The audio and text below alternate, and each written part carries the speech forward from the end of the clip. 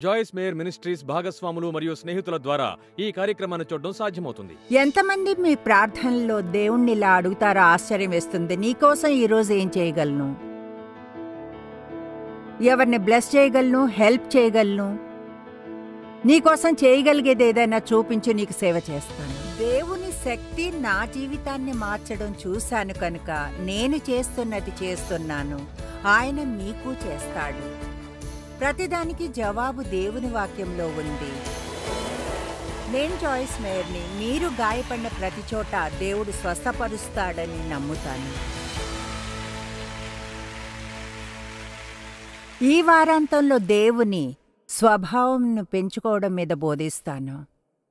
ఎంతమంది ఎదిగి ఎక్కువ క్రీస్తులు అవ్వాలనుకుంటారు? ఓకే. ఆత్మిక పరిణతి. ఈ మధ్యనే దేవుడు ఈ ఆత్మిక పరిణతి అంటే ఏమిటన్న దానికి వివరణను ఇచ్చినట్లు ఫీల్ అయ్యా. అది ఈ వాక్యం కంటే ఎంతో ఎక్కువైంది. అయితే నాకు అది నచ్చింది. మీరు ఆలోచించండి. ఆత్మిక పరిణతి అంటే దేవుని కోసం మీరేం చేయగలరో అడగడమే. మీకోసం ఆయన ఏం చేయగలడని అడగడమే కాదు.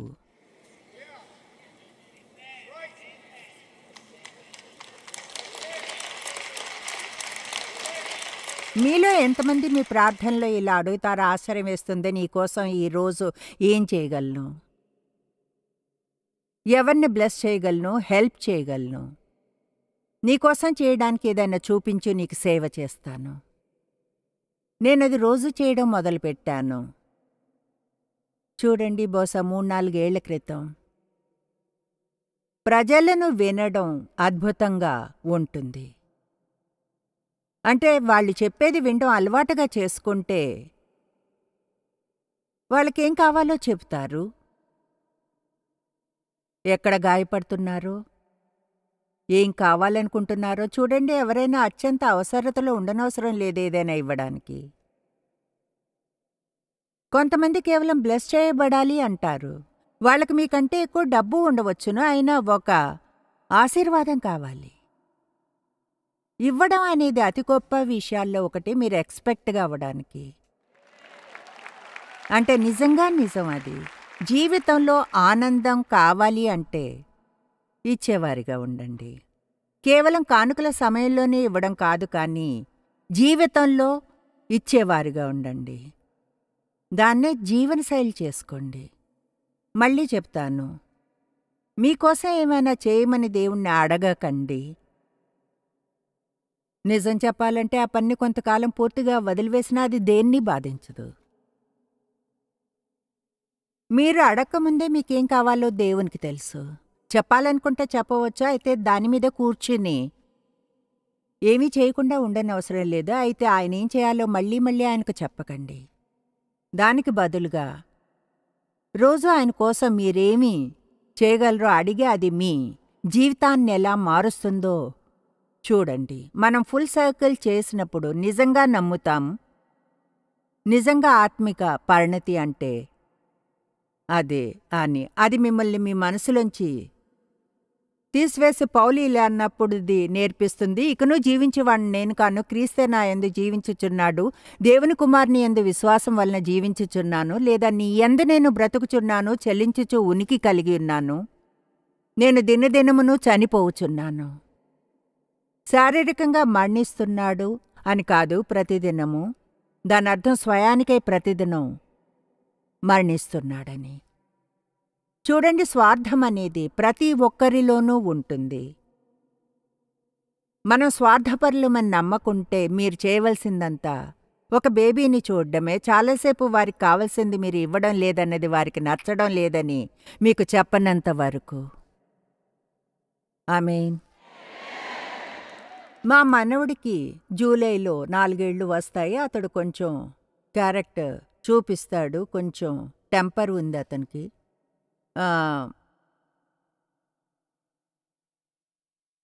ఓ నెల లేదా 6 వారాల క్రితం ఒకలా అతడు కొంచెం క్రాంకీగా ఉన్నాడు. నేను అనుకుంది జరగని ప్రతిసారి కోపం వస్తుందన్నట్లు. వాళ్ళ అమ్మతో బయటికి వెళ్ళాడు. ఏదో షాపింగ్ చేస్తుంది. అతడు మంచిగా లేడు. ఆమె అందే, అతని పేరు బ్రాడీ. చూడు బ్రాడీ, నీ ప్రవర్తన గురించి మనం ప్రార్థన చేద్దామని. కనుక ఆమె చేతులు అతని చుట్టూ వేసింది. గొప్ప తల్లి ఆమె అతని చుట్టూ చేతులు వేసి, దేవా, ఈరోజు బ్రాడీ మంచి అబ్బాయిలో ఉండడానికి సహాయం చెయ్యి. అతడు మంచిగా ఫీల్ అయ్యేలా, క్రాంకీగా కాకుండా నవ్వడానికి, నేను చెప్పినది వినడానికి సహాయం చెయ్యి. తెలుసా, ఆమె ప్రార్థన ముగించి ఆమెనంది. అతను అన్నాడు, ఆమెన్ కాదు.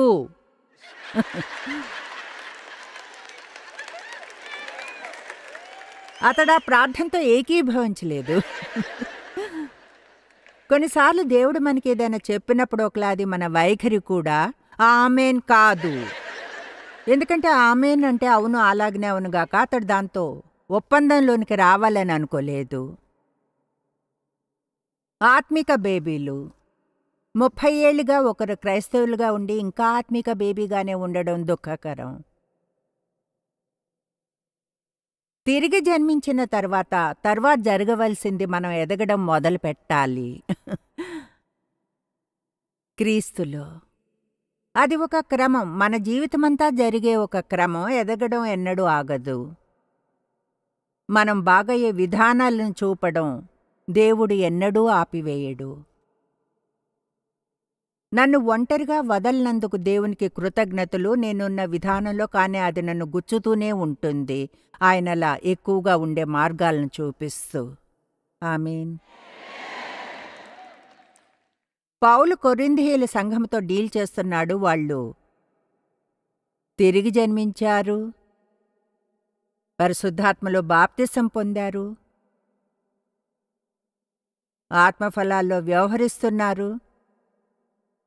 అయితే గుర్తుంచుకోండి, వరాలు ఇవ్వబడతాయని. దాన్ని పొందడానికి ఏం చేయక్కర్లేదు. మీకు ఆత్మిక వరం ఉన్నందన్న దాని అర్థం ఆత్మికంగా పరిణతి చెందారని కాదు. ఆమేన్. ఆయన 1 కొరింథీ 3:1-3లో చెప్పాడు, సహోదరులారా, ఆత్మ సంబంధులైన మనుషులతో మాట్లాడినట్లు నేను మీతో మాట్లాడలేకపోతుని, శరీర సంబంధులుగా ఐహిక స్వభావం ప్రబలంగా ఉండే వారితో శరీర సంబంధులైన మనుషులే అనియు క్రీస్తునందు పసిబిడ్డలే అనియు మీతో మాట్లాడవలసి వచ్చెను. ఇప్పుడు నేను క్లాసిక్ యాంప్లిఫైడ్ బైబిల్ నుంచి బోధిస్తున్నాను. నాకది ఇష్టం, ఎప్పుడు యూజ్ చేస్తాను. ఎందుకిష్టం అంటే నేను చదవను లేదా గ్రీకును అర్థం చేసుకోలేను. యాంప్లిఫైడ్ కొంచెం గ్రీకుని వివరించి వేరే అనువాదాల కంటే కొంచెం ఎక్కువగా చెప్తుంది. ఇక్కడ చెప్తున్నాడు మాట్లాడలేకపోతేనే అంటే దాని అర్థం ఏమిటి? ఖచ్చితంగా మాట్లాడగలరు. అతని అర్థం వాళ్ళు మాట్లాడవలసిన విధానంలో మాట్లాడడం తెలీదు. మీకు తెలుసా, ఒక వ్యక్తి మాటలను వింటే ముందుగా ఎవరినైనా వింటే ఎక్కువసేపు పట్టదు వాళ్ళు క్రైస్తవులా కాదా అని చెప్పడానికి. క్రైస్తవులు చెప్పేది వింటే ఎక్కువసేపు పట్టదు ఆత్మిక పరిణతి విషయానికి వచ్చినప్పుడు ఆత్మికంగా ఏ స్థితిలో ఉన్నారని తెలుసుకోవడానికి. వాళ్ళు మాట్లాడేదంతా వారిని గురించే అయితే వాళ్ళు స్వార్థపరులు. దిద్దుపాటును స్వీకరించలేకపోతే వాళ్ళు గర్విష్ఠులు. ఎక్కువసేపు పట్టదు. అతనన్నాడు, ఆత్మ సంబంధులైన వారిలా మీతో మాట్లాడలేకపోయాను అన్నాడు. పాలతోనే మిమ్మును పెంచి తిని అప్పటిలో మీకు బలము చాలకపోయినందున పాలతోనే మిమ్మును పెంచి తిని, కాని అన్నముతో మిమ్మల్ని పెంచలేదు. అయితే పాలకు అన్నానికి ఉన్న తేడా ఉంటే పిల్లలకు పాలిస్తాం, అవునా? తరువాత నెమ్మదిగా అన్నం పెట్టడం మొదలు పెడతాం. చూడండి, వాక్యములోని పాలు అంటే బేబీ క్రిస్టియన్స్ హ్యాండిల్ చేయగల సందేశాలు అని. వాళ్ళంతా దీని గురించే, దేవుడు నాకేం చేస్తాడు, ఎంతగా ప్రేమిస్తాడు, నేనెంత అద్భుతమైన దాన్ని, ఈ మంచి విషయాలన్నీ. అది మంచిదే, మొదలు పెట్టడానికి మంచి చోటు, ప్రజల్ని ఆకర్షిస్తుంది. అప్పుడే రక్షణ పొందిన ఎవరైనా నిజంగా బ్యాట్ నుంచి తిన్నగా బలంగా కొట్టబడాల్సిన అవసరం లేదు. దేవునితో వారి సంబంధంలో సుస్థిరం కావాలి. ఆయన వారిని ప్రేమిస్తున్నాడని, వారి కోసం ఏవో చేయాలనుకుంటాడని, ప్రార్థనకు జవాబిస్తాడని. అయితే ఎప్పుడూ వాళ్ళకి అదే ఉంటే ఎన్నడూ ఎదగరు. వాటిని డిజర్ట్ మెసేజ్లు అంటాను. అదెలా అంటే అందరికీ డిజర్ట్ ఇష్టం, కానీ మనకి తెలుసు డిజర్ట్ మీదే జీవిస్తే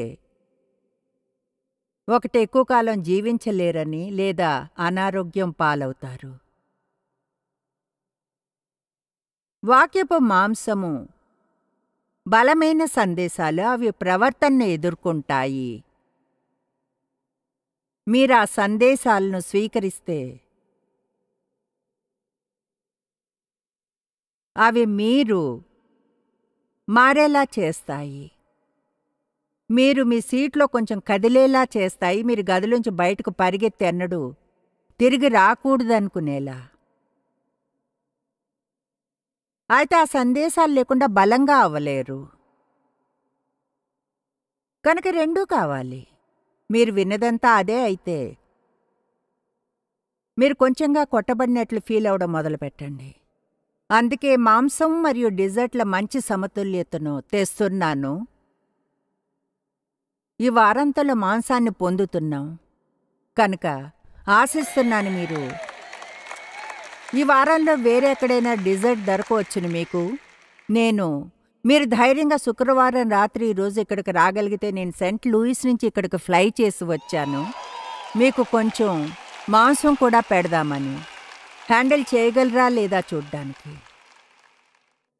3వ వచనం, మీలో అసూయయు కలహమును ఉండగా మీరు శరీర సంబంధులైన మనుష్యరీతిగా నడుచుకొనువారు కారా? ఇక్కడ ఎవరికైనా ప్రేరణ అనేది ఉందా? చూడండి, ఆత్మికమైన బేబీలు వారి ప్రేరణల చేత ప్రవర్తిస్తారు. కానీ పరిణితి చెందిన క్రైస్తవులు తమను తాము కంట్రోల్ చేసుకోగలరు. వాళ్ళు ఏది ఫీల్ అయితే అది చేసుకుంటూ పోరు. అదే పరిస్థితుల్లో యేసుగానుంటే ఏమీ చేసి ఉండేవాడన్నది నమ్ముతారు. ఆమేన్.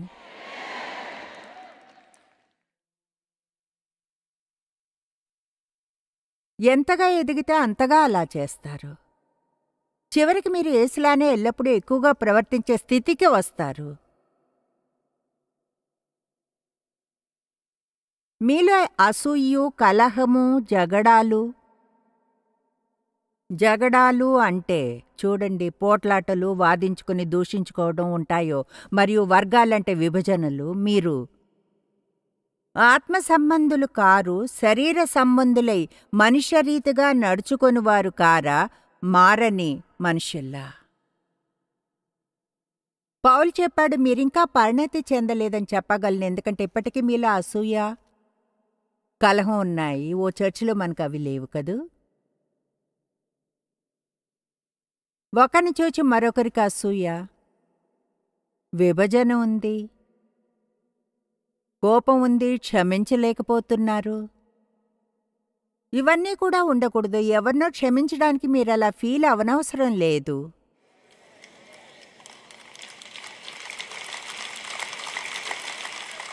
మీలో దాదాపు సగం మంది అలా ఉన్నారు. మిగతా సగం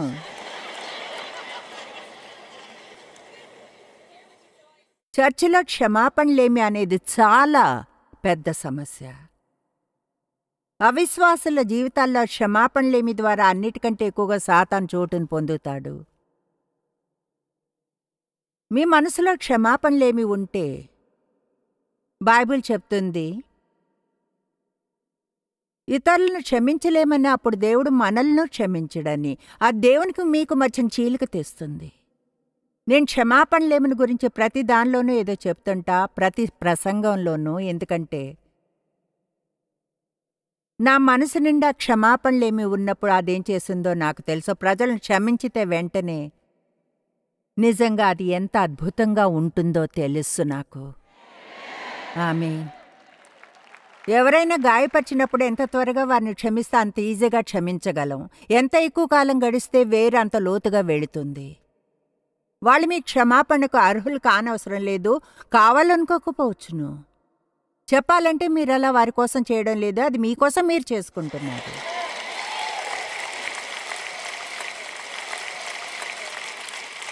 ఎందుకంటే మీకు క్షమాపణలేమి ఉండవచ్చు. అయితే వాళ్ళు బయట హాయిగా తిరుగుతున్నారు. మీరు అప్సెట్ అయినా కేర్ చేయరు. మీ ఫీలింగ్సే గాయపడతాయి. మనం దేవుని పరిణతి చెందిన స్త్రీ పురుషులుగా ఉంటే అప్పుడు ఫీల్ అయినట్లు జీవించలేము. ఎల్లప్పుడూ ఫీల్ అవుతాం. కానీ ఆ ఫీలింగ్స్ మనపై అధికారం చేసి పాలించనివ్వకూడదు. అవి ఎందుకున్నాయన్నది గుర్తించి అనాలి, నేనెలా ఫీల్ అయినా నాకు అనవసరం, ఇప్పుడు మంచినే చేయగలను. ఇది ఈ వారాంతం అంతా ఉంటుంది. ఇది మీ బ్రెయిన్లో ఉండిపోతుంది. మీరు చేసుకునే ప్రతి విషయంలో చూడండి, రైట్ అయిన విధానం, తప్పైన విధానం ఉంటుందని.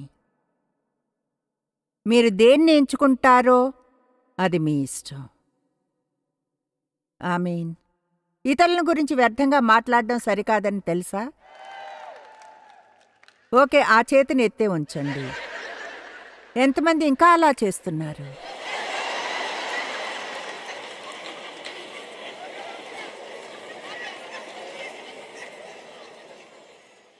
అలా చేయక్కర్లేదు. ఎవరు మిమ్మల్ని చేసి అలా చేయరు. మీరే ఎంచుకోగలరు.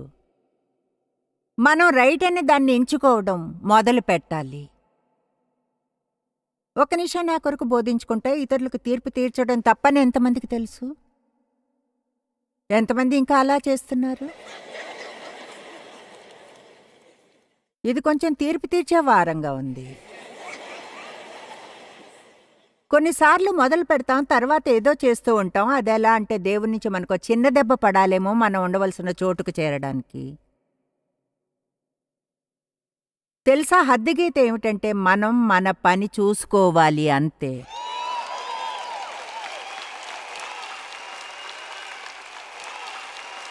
మనం బుద్ధిహీనులం కాదు. పాపాన్ని జడ్జ్ చేయగలం. ఎవరైనా పాపం చేస్తుంటే చూడగలం. ఎవరి మనస్సు మనకు తెలియదు. వాళ్ళు దేని నుంచి వెళ్ళారో తెలీదు, దేని నుంచి వెళుతున్నారో, ఎక్కడి నుంచి వచ్చారో తెలీదు.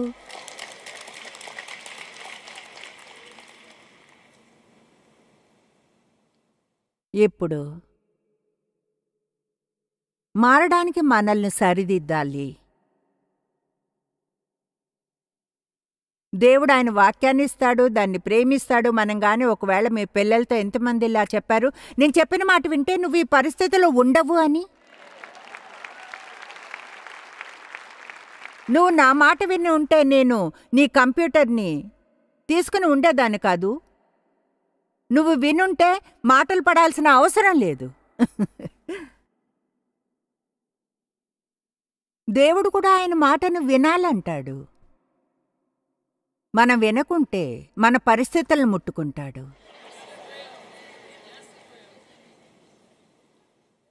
అది మన మంచికే.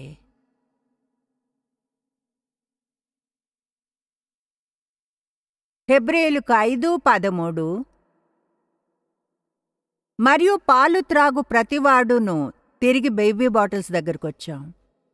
పాలు త్రాగు ప్రతివాడును శిశువే కనుక నీతివాక్య విషయములో అనుభవం లేనివాడై ఉన్నాడు. కనుక ప్రజలకు పాల అవసరం ఎందుకు ఉంటూనే ఉంటుంది?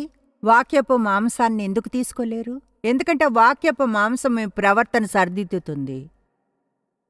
మీరు క్రీస్తులో ఎవరన్నది మీకు తెలియకుంటే దాన్ని హ్యాండిల్ చేయలేరు.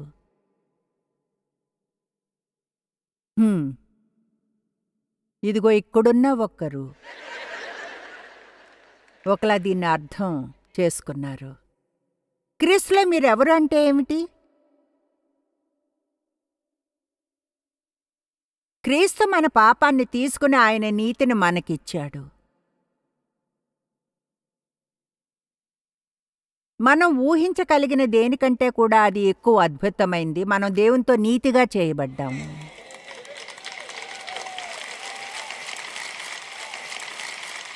మనం ఎదగడానికి ఇంకా ట్రై చేస్తుండగానే, మారుతుండగానే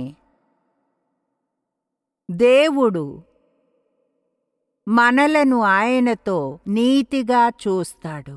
అంటే అది మీ బ్రెయిన్ దాన్ని తీసుకోవడం కష్టం. చూడండి, నా తండ్రి చేత బాల్యంలో అబ్యూజ్ చేయబడి నా గురించి చెడుగా ఫీల్ అయ్యాను.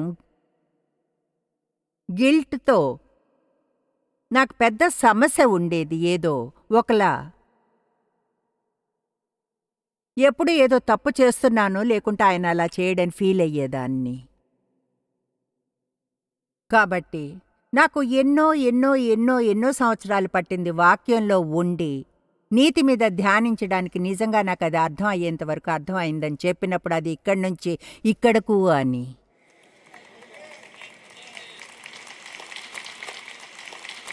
లేదా దేవుడు నన్ను షరతులు లేకుండా ప్రేమిస్తున్నాడని నమ్మడానికి ఆయన నన్ను నేను మంచిగా లేనప్పుడు ప్రేమించినంతగానే ఉన్నప్పుడు ప్రేమిస్తున్నాడని.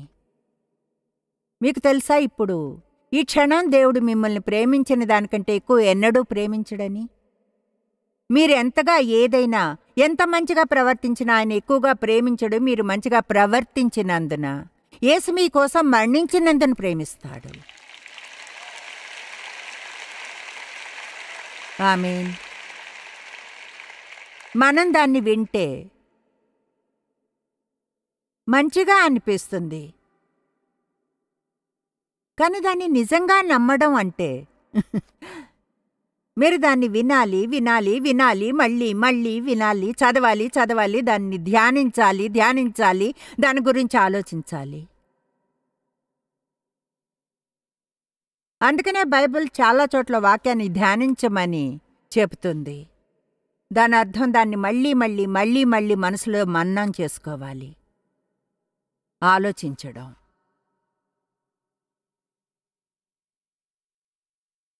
అతనన్నాడు, మీరు పాలేగాని త్రాగుతూ ఉంటే నీతి వాక్య విషయంలో అనుభవం లేని వారుగా ఉంటారు అని. దేవునితో నీతిగా చేయబడ్డం అనేది బైబిల్లోని ముఖ్య సిద్ధాంతాల్లో ఒకటి. అది ప్రతి ఒక్కరి విషయంలో నిజం. తిరిగి జన్మించితే, క్రీస్తుని రక్షకుడిగా స్వీకరిస్తే అప్పుడు వెంటనే దేవునితో నీతిగా అవుతారు. ఆయనతో నీతిగా ఉన్నట్లు చూడాలని నిర్ణయించుకున్నాడు.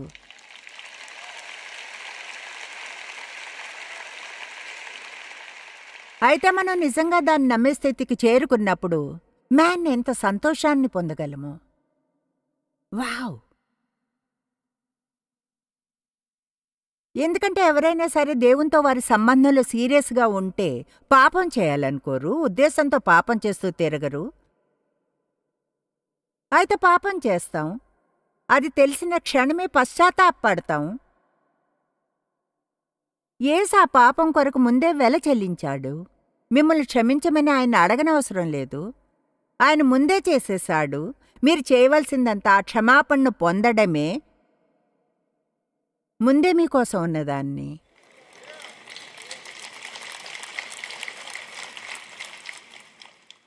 దేవుని దయను పొందండి, అది దొరుకుతుంది. దాన్ని స్వీకరించాలంతే. దేవుని ప్రేమను స్వీకరించండి, దాన్ని సంపాదించలేరు.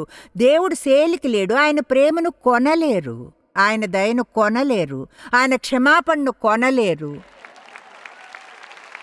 మీరు చేయగలిగిందంతా వినయపు వైఖరితో, దానికి అర్హులు కారని తెలుసుకుని విశ్వాసంతో తీసుకోండి. ఆమేన్. ప్రపంచానికి కావలసింది ఇదే, మరిన్ని డ్రగ్స్ కాదు, మరొక గుర్తింపు కాదు కావలసింది.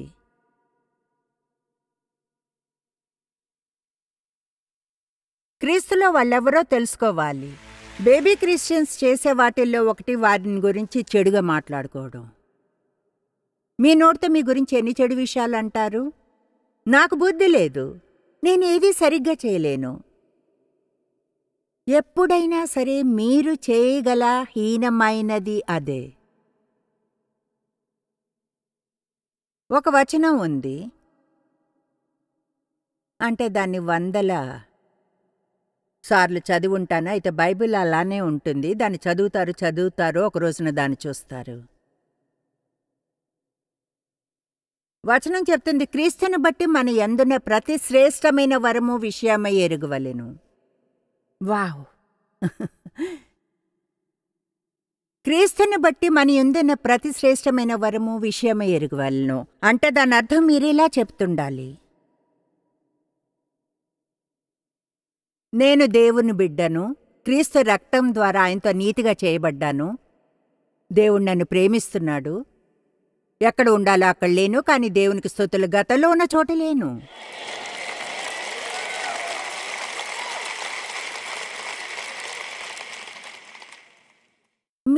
మీరు ఎంత అద్భుతమైన వారో మీకు ఐడియానే లేదు. అంటే నిజంగా మీరు పొంగిపోవాలని చెప్పడం లేదు. దేవుడు మీలో ఉన్నాడు. అంతకంటే మంచిగా ఎలా చెప్పగలను? యుగములలో మరుగు చేయబడి ఉన్న మర్మము మీ యందున్న క్రీస్తు మహిమ నిరీక్షణ. దాన్ని ఎవరు అర్థం చేసుకోగలరు? అదొక మర్మము, యుగ యుగముల్లో మరుగు చేయబడిన మర్మము. క్రీస్తు మనలో నివసించడానికి వచ్చాడు. వావ్! దాని గురించి ఆలోచించాలి. చివరిగా చేసిన తప్పుని కాదు. ఒక పాపం గురించి పశ్చాత్తాపడితే పోతుంది, మర్చిపోబడి. తూర్పుకు పడమరు ఉన్నంత దూరంగా తీసివేయబడి దేవుడది మర్చిపోతే మీరు దాన్ని మర్చిపోగలగాలి.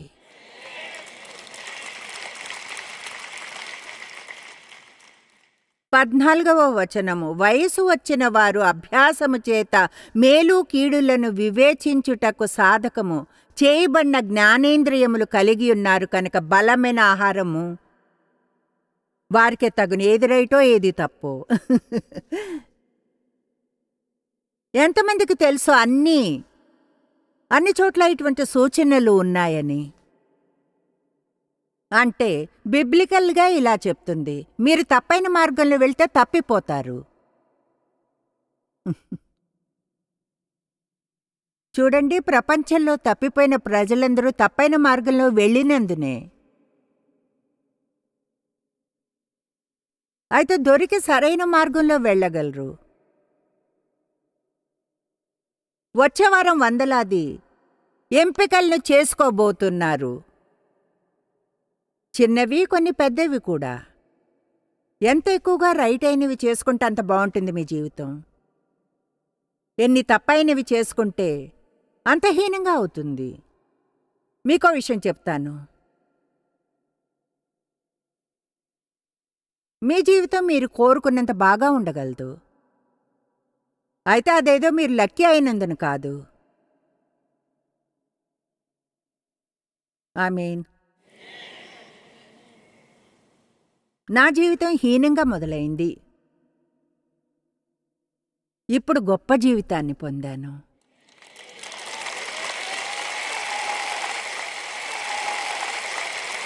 చూడండి, నా ఆరంభం చెడుగా, బాధాకరంగా, సక్రమంగా లేకుండా ఉంది. అయితే ముగింపు మంచిగా ఉంటుంది.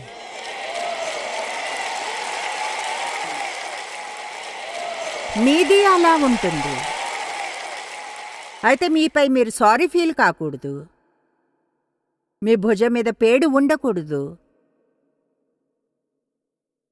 క్షమాపణలేమి ఉండకూడదు. మీ చెడు ప్రవర్తనకు సాకులు చెప్పకూడదు. ఓ అవును, చాలా ఏళ్ళు చెప్పాను నేను అబ్యూస్ చేయబడకుండా ఉంటే ఇలా ప్రవర్తించేదాన్ని అని. దేవుడు మాట్లాడతాడు. నా మనసుతో మాట్లాడి చెప్పాడు, అవును, నువ్విప్పుడు ప్రవర్తించే విధానం నువ్వు అబ్యూస్ చేయబడినందునే. అయితే అలా ఉండడానికి సాగ్గా అవనీకు.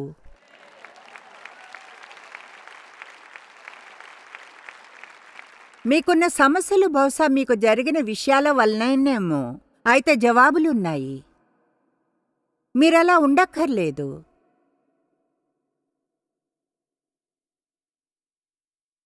ప్రతి సరైన ఎంపిక ఏదో ఒకదాన్ని సరిచేసేలా చేస్తుంది. గతం లేకుండా చేసుకుని ఏదో చెడు ఎంపికను. అపవాదికి ఇచ్చినంత సమయమే కనీసం దేవునికి ఇవ్వండి.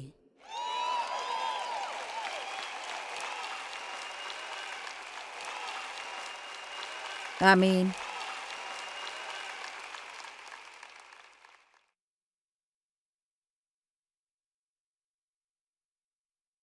ఒక ఆవిడ నా సెషన్స్కి వచ్చింది. నన్ను టీవీలో చూసి రాత్రి వేదిక మీదకు సర్వీస్ తర్వాత వచ్చింది. అప్సెట్ అయి ఉంది. ఇలా అంది, నా డబ్బులు తిరిగిచ్చేయండి. మీరేం మాట్లాడుతున్నారు అన్నాను. ఆమె అంది, చూడండి, మీరు చేయమని చెప్పిందే 2 వారాలుగా చేస్తున్నా, కానీ ఏమీ మారలేదు. నేను చేయగలిగిందంతా ఆమె ముఖం మీద నవ్వకుండా ఉండడమే. 2 వారాలా అనుకున్నాను. మీరున్న గందరగోళంలో పడ్డానికి ఎంత టైం పట్టింది? పందెం కాస్తాను 2 వారాల్లో పడలేదని. ఒక విషయం చెప్తాను, మీరు దేవునితో ఉండాలనుకుంటే కొంచెం సహనం కోసం సిద్ధంగా ఉండండి. ఎందుకంటే దేని గురించి ఆయన త్వరపడడు. ఆయన స్లో కుక్కర్ గైజ్లో ఒకరు.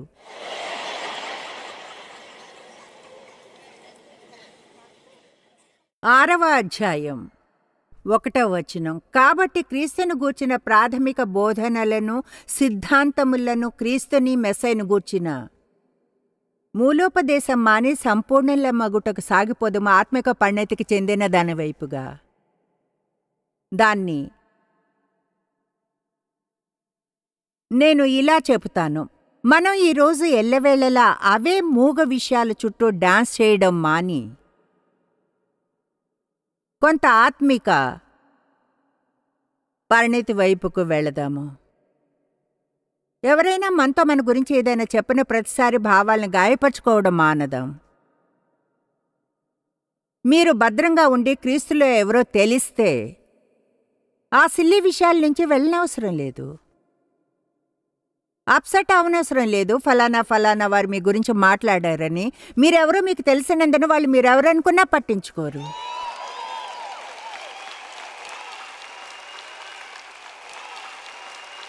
ఒకటి కొరింథీ 13 ప్రేమ అన్నిటికీ తాళుకొన్ను. మీరు టచ్గా ఉండక్కర్లేదు. మీరు నా ఫీలింగ్స్ని గాయపరిచారు. లేదు, మీరే గాయపరుచుకున్నారు.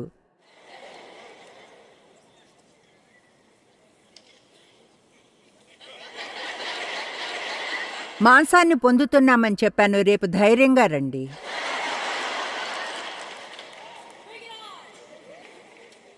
అతను చెప్పాడు, మనం వదిలివేయవలసిన కొన్నిటిని గురించి. నిర్జీవ క్రియల్ని విడిచి మారు మనసు పొందుటయు అను పునాది మరల వేయకుండా. గిల్ట్ అనేది నిర్జీవ కార్యము. అంటే అర్థం ఏమిటి? మీరు పాపం చేసి పశ్చాత్తాపడినప్పుడు గిల్టీగా ఫీల్ అవడం కొనసాగుతుంది. మీరు చేసేదంతా మీ పాపానికి వెల చెల్లించాలనుకోవడమే. యేసు ముందే చెల్లించేశాడు కనుక అదొక నిర్జీవ కార్యము. కొంతమంది చుట్టూ తిరుగుతూ తమని గురించి చెడుగా ఫీల్ అవడం ఆత్మీకత అనుకుంటారు. రిలీజియన్ మీకు చేసేది అదే. దాన్ని ఇవ్వడానికి యేసు మరణించలేదు. దేవునితో ప్రేమ సంబంధాన్ని ఇవ్వడానికి మరణించాడు.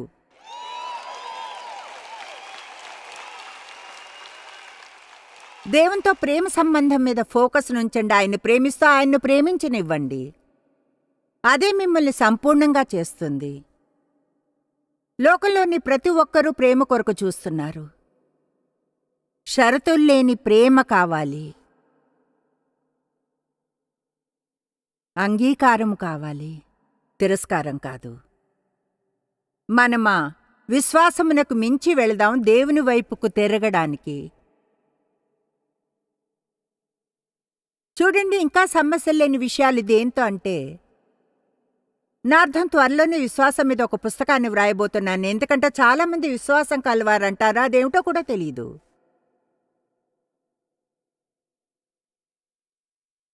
ఎన్నో విషయాలున్నాయి మనం వినేవి, వింటాము. అయితే అవేమిటో నిజంగా మనకు అర్థం కావు. అతను చెప్పాడు, ఈ మారు మనసు పొందుట అనే విషయాన్ని మానివేసే సమయం అని. దాని అర్థం మారు మనసు పొందకూడదని కాదు, కానీ దాని గురించి కన్ఫ్యూజ్ అవ్వక్కర్లేదు. మారు మనసు పొందినప్పుడు అది పోయిందని తెలుసుకోవాలి. It's done.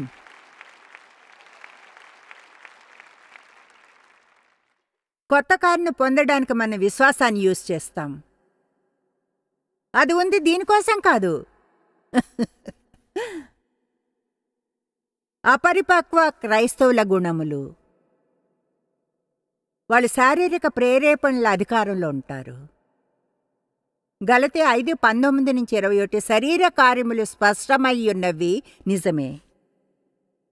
అవి ఏవనగా జారత్వము, అపవిత్రత, కాముకత్వము, విగ్రహారాధన అంటే దేవునికి ముందు వేరే వాటిని ఉంచడం, దేవుని కంటే ఎక్కువగా దేన్నైనా ప్రేమించడం విగ్రహారాధన. ద్వేషములు, కలహము, మత్సరములు, క్రోధములు. ఒక నిమిషం వెనక్కి వెళ్ళి చేతబడిని చూద్దాం. ఎవరికైనా కోపం తెప్పిస్తాను. ఏం జరుగుతుందో తెలుసుకోవడానికి మీ జాతకాన్ని రోజు చూసుకోనవసరం లేదు.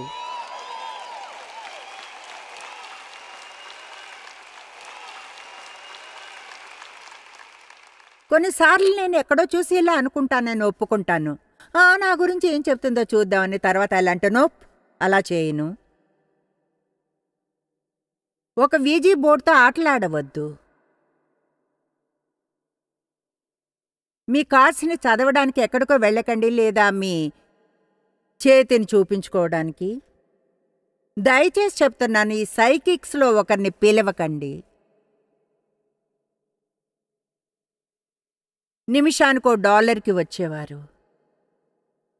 మీరు నిమిషానికి $1 ఇస్తే మీ జీవితాన్ని మార్చే విషయాలు నేను చెప్తాను.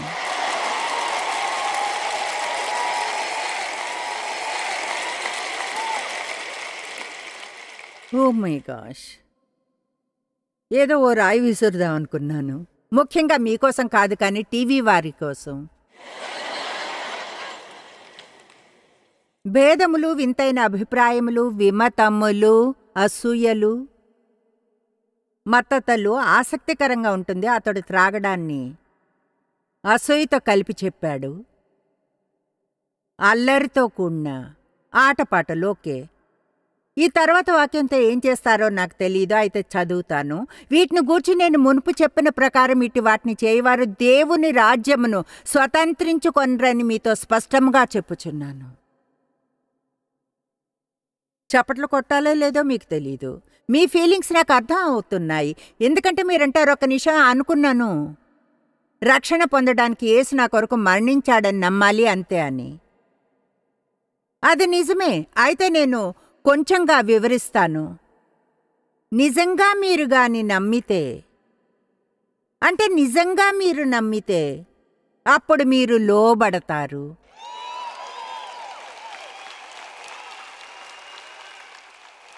నిజంగా ఒక సమస్య అనుకునేదేదో చూడ్డం మొదలైంది. మేము ఆల్టర్ కాల్స్ అనేవి చేసినప్పుడు సర్వీసుల్లో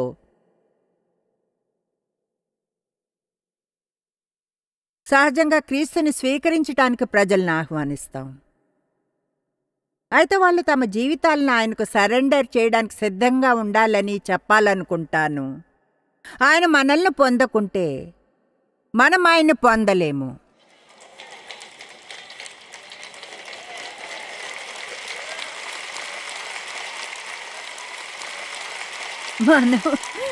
మనము ప్రజలకు ఇలా చెప్పి వారికి సహాయం చేస్తున్నామనుకోవడం లేదు. దేవుడు మీ పాపాలన్నింటినీ క్షమిస్తాడు, ఆయన వచ్చి మీలో నివసిస్తాడు, మీ జీవితాన్ని మంచిగా చేయాలంటాడు. కానీ మీరు ఆయనకు ప్రతిదీ సమర్పించాలి అంటాడు. మన గందరగోళానికి యేసుని ట్యాగ్ చేసి మనతో పాటు ఈడ్చుకుంటూ ఆయన ఒక చిన్న జీనీలా సమస్య వచ్చిన ప్రతిసారి బయటకు లాగాలనుకోకూడదు.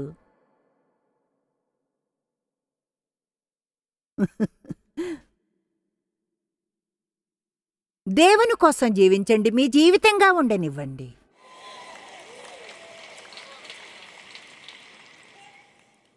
మీరు కష్టంలో ఉన్నప్పుడు ఎవరో కాపాడినట్లుగా కాకుండా మీరు నేను ఎప్పుడు సమస్యలోనే ఉంటాం. యేసు చెప్పాడు, నేను లేకుండా మీరు ఏమీ చేయలేరు. రోజు నేనది గుర్తు చేసుకుంటాను. ఆయన లేకుండా నేను ఏమీ చేయలేను.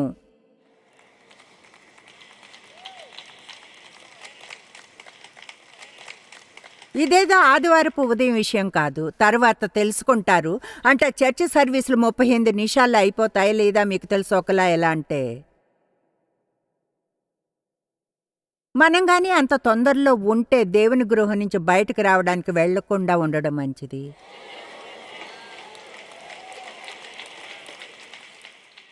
అంటే ప్రజల్ని అక్కడ ఎంతసేపు ఉంచగలమని చూడక్కర్లేదు. అయితే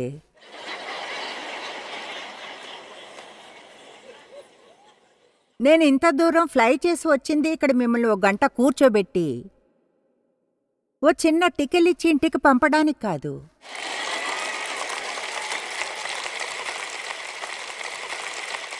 చూడండి, ఒక వచనాన్ని ఇలా వివరించడానికి కూడా ట్రై చేయాలనుకోము.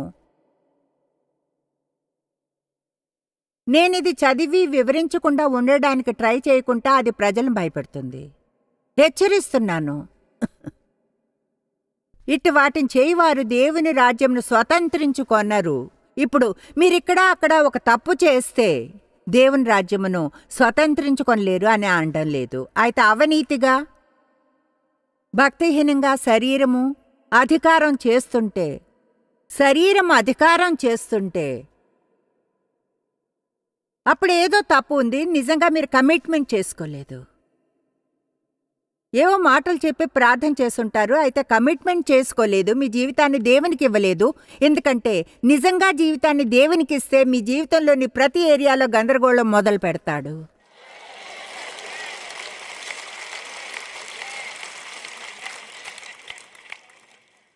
ఇలా అనలేరు.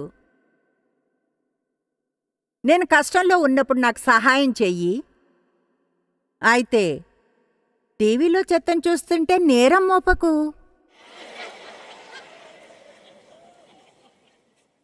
స్వార్థంగా స్వయం కేంద్రితమై ఉంటే నేరం మోపకు. ఎవరైనా అక్కడ వింటున్నారా?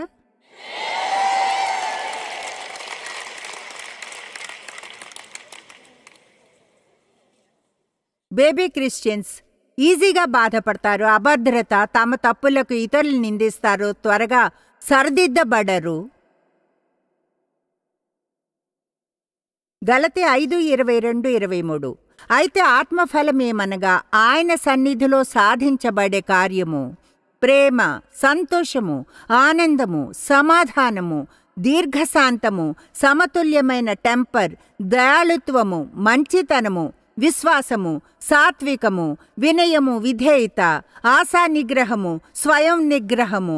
ఇట్టివాటికి విరోధమైన నియమమేదియూ లేదు. ఇప్పుడు మీ నిండా ఉంది అదే. వాటన్నిటితో ప్రెగ్నెంట్గా ఉన్నారు. ఇంకా డెలివరీ అవ్వలేదు, అయితే గర్భంతో ఉన్నారు. కొంతమంది అయితే పురిటినొప్పులు పడబోతున్నారు.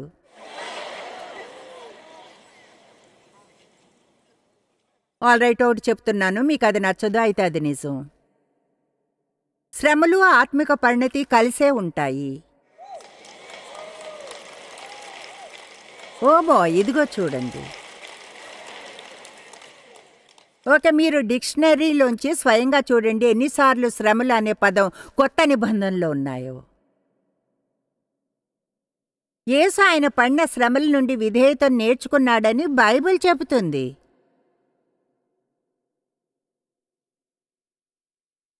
ఆయన ఎన్నడూ అవిధేయుడిగా లేడే, మరి విధేయతను ఎలా తెలుసుకున్నాడు? చూడండి, ఆయన విధేయత వెలను కష్టంగా ఉన్నప్పుడు రైట్ అయినది చేసి తెలుసుకున్నాడు. 1 పేతురు 4:1-2. క్రీస్తు శరీరమందు శ్రమపడెను కనుక మీరును అట్టి మనసును ఆయుధంగా ధరించుకోండి. సహనముతో శ్రమపడడానికి, దేవుణ్ణి ప్రీతిపరచడానికి ఓడిపోకుండా. ఇలా అంటున్నాడు. ఇలా ఆలోచించాలి. దేవుణ్ణి ప్రీతిపరచకుండా ఓడిపోవడం కంటే శ్రమ పడతాను.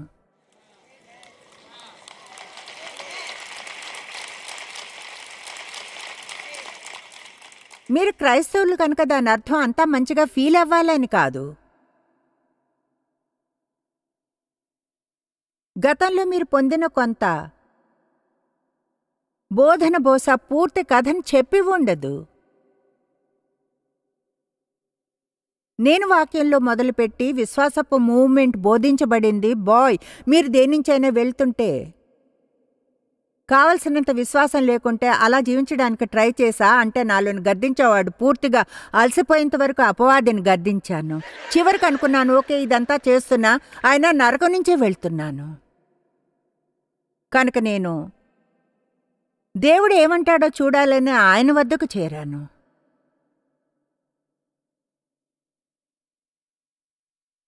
ఇటువంటివి చదవడం మొదలుపెట్టాను. దీన్ని కాదనలేరు. ప్రతిదీ అంత ఈజీగా ఉండదు, ప్రతిదీ మంచిగా అనిపించదు. విషయాల నుంచి వెళతాం, అయితే వాటి నుంచి ఎన్నడూ ఒంటరిగా వెళ్ళనవసరం లేదు. ఇక్కడున్న ఒక్కరు కూడా విషయాల నుంచి వెళ్ళని వారు లేరు. అంతటినీ విశ్వాసం అనే చెప్పలేరు. మన సమస్యలన్నిటి నుంచి బయటపడడానికి దేవుడు ఇచ్చేదేదో కాదు విశ్వాసం అంటే.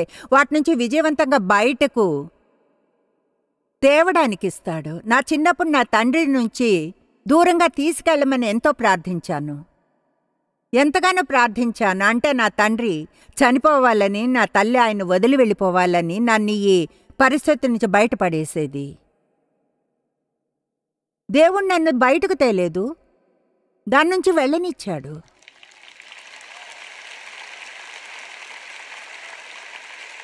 నాకు తెలివుంది, గుర్తించగలనా, ఆయన నన్ను బయటకు తెచ్చి ఉండవచ్చు, కానీ దేవుని సంకల్పం వేరే ఉంది. తర్వాత నాతో ఆయన ఏం చేయబోతున్నాడో ఆయనకు తెలుసు. దేవుడు నా పట్ల నమ్మదగిన వాడుగా ఉండే అనుభవాన్ని నేను చూడాలి.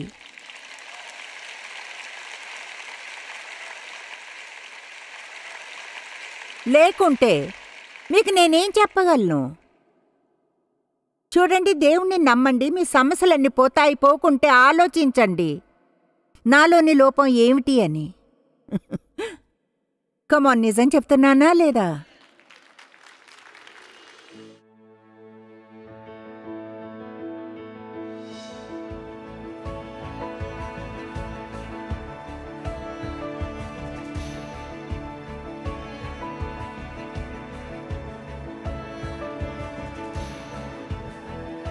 జాయిస్ మేయర్ మినిస్ట్రీస్ భాగస్వాములు మరియు స్నేహితుల ద్వారా ఈ కార్యక్రమాన్ని చూడడం సాధ్యమవుతుంది.